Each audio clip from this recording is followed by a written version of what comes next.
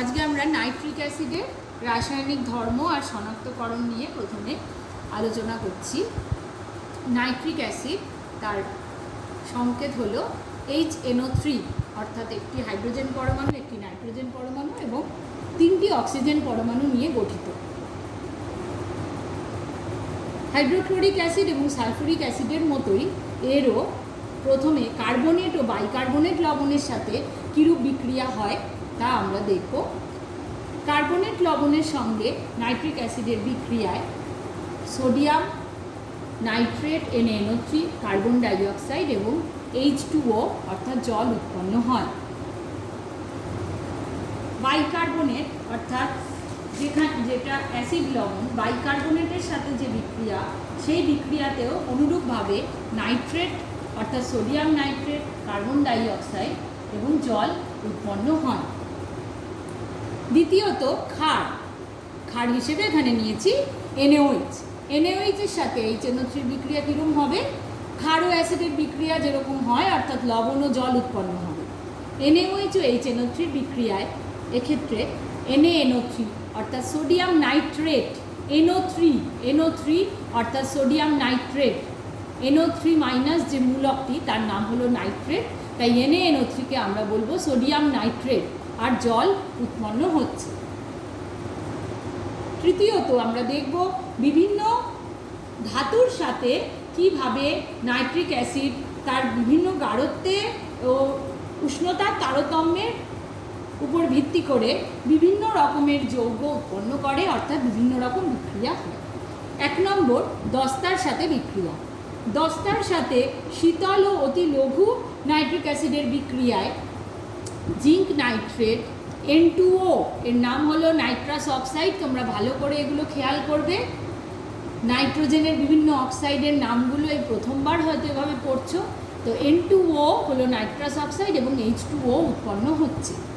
এক্ষেত্রে এটা ব্যালেন্স করা আছে ইকুয়েশনটা 4Zn প্লাস 10HNO3 থেকে 4ZnNO3 plus N2O plus H2O, অর্থাৎ পরীক্ষায় লিখতে দিলে আমাদের এই সমিত সমীকরণ বা ইংলিশে যাকে বলে ব্যালেন্সড ইকুয়েশনটাই আমাদের কিন্তু লিখতে হবে। 2 নম্বর, শীতল ও নাতিগাঢ় নাইট্রিক অ্যাসিডের সাথে জিঙ্কের বিক্রিয়া।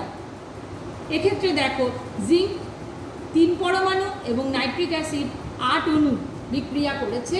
সেখান থেকে 3ZnNO3 অর্থাৎ একই জিঙ্ক নাইট্রেট উৎপন্ন হচ্ছে, জল উৎপন্ন হচ্ছে, কিন্তু নাইট্রোজেনের যে অক্সাইডটা উৎপন্ন হচ্ছে সেই অক্সাইডের ফর্মুলা দেখেই আমরা বুঝতে পারছি সেটা কিন্তু আলাদা, NO অর্থাৎ নাইট্রিক অক্সাইড। 3 নম্বর, যখন উষ্ণ ও গাঢ় নাইট্রিক অ্যাসিডের সাথে জিঙ্কের বিক্রিয়া হচ্ছে, অনুরূপভাবে জিঙ্ক নাইট্রেট ও জল উৎপন্ন হলেও এক্ষেত্রে NO2 উৎপন্ন হচ্ছে। NO2-র নাম কি? Nitrogen dioxide. Nitrogen dioxide. তোমরা কিন্তু এই অক্সাইডের যে বিভিন্ন ফর্মুলা আর তার নামগুলো ভালো করে খেয়াল করবে, যাতে লিখতে গিয়ে যখন বিক্রিয়াজাত পদার্থ লিখতে হবে তার নাম এবং সংকেত দুটোই দিতে হবে, নাম যেন ভুল না হয়ে যায়। এরপর আমরা ম্যাগনেসিয়ামের সাথে নাইট্রিক অ্যাসিডের বিক্রিয়ায় দেখব শীতল ও অতিলঘু নাইট্রিক অ্যাসিড কিন্তু এক্ষেত্রে কোনো নাইট্রোজেনের অক্সাইড উৎপন্ন করে না, অর্থাৎ শুধুমাত্র ম্যাগনেসিয়াম নাইট্রেট আর হাইড্রোজেন গ্যাস উৎপন্ন করছে। কিন্তু যখন 1:1 অনুপাতে নাইট্রিক অ্যাসিডকে নেওয়া হচ্ছে, শীতল ও নাতিগাঢ় নাইট্রিক অ্যাসিড, সেই নাইট্রিক অ্যাসিড ম্যাগনেসিয়ামের সাথে বিক্রিয়া করে ম্যাগনেসিয়াম নাইট্রেট, নাইট্রিক অক্সাইড এবং জল উৎপন্ন করছে। ম্যাগনেসিয়াম নাইট্রেট, নাইট্রিক অক্সাইড ও জল উৎপন্ন করছে। তামা বা কপারের সাথে বিক্রিয়ায় শীতল ও অতিলঘুর ক্ষেত্রে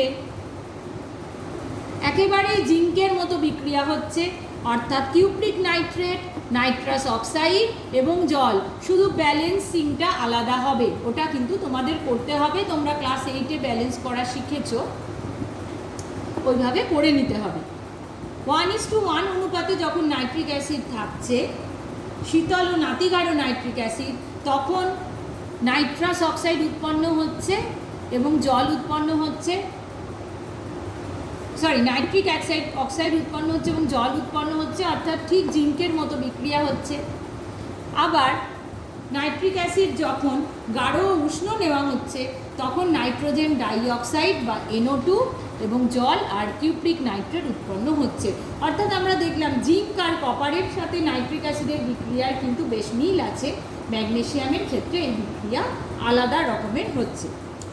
এবার আমরা প্রত্যেকটা অ্যাসিডকেই আমাদের শনাক্ত করতে হয় কিভাবে সেটা আমাদের জানতে হবে। নাইট্রিক অ্যাসিডের শনাক্তকরণ একটি বিশেষ পরীক্ষার নাম দিয়ে পরিচিত। একে বলয় পরীক্ষা বলা হয়। কেন বলয় পরীক্ষা বলা হয়?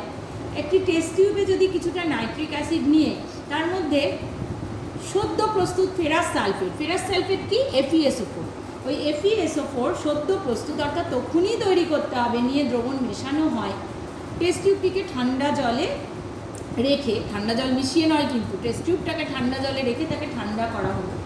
এরপর টেস্ট টিউবের টেস্ট টিউবের মধ্যে খুব অল্প অল্প করে ফোঁটার আকারে সালফিউরিক অ্যাসিড, গাঢ় সালফিউরিক অ্যাসিড H2SO4 যোগ করা হয়, ধীরে ধীরে যোগ করা হয়। তো প্রথম ক্ষেত্রে কী উৎপন্ন হয়? ফেরিক সালফেট, নাইট্রিক অক্সাইড এবং জল। এই ফেরাস সালফেট আবার 6 অণু জলের সাথে বিক্রিয়া করে FeH2O6 SO4 উৎপন্ন করে। এই যৌগটি উৎপন্ন হচ্ছে যে নাইট্রিক অক্সাইড প্রথম বিক্রিয়ায়, তার সাথে বিক্রিয়া করে FeH2O5 NOSO4 একটি বাদামি বলয় সৃষ্টি করে। এই বাদামি বর্ণের বলয়টি কোথায় তৈরি হয়? সালফিউরিক অ্যাসিড, নাইট্রিক অ্যাসিড এবং ফেরাস সালফেটের যে দ্রবণের সংযোগস্থলে টেস্ট টিউবের ভিতরে এই বলয়টি তৈরি হয়। এই যৌগটার নাম কি? নাইট্রোসোফেরাস সালফেট পেন্টাহাইড্রেট।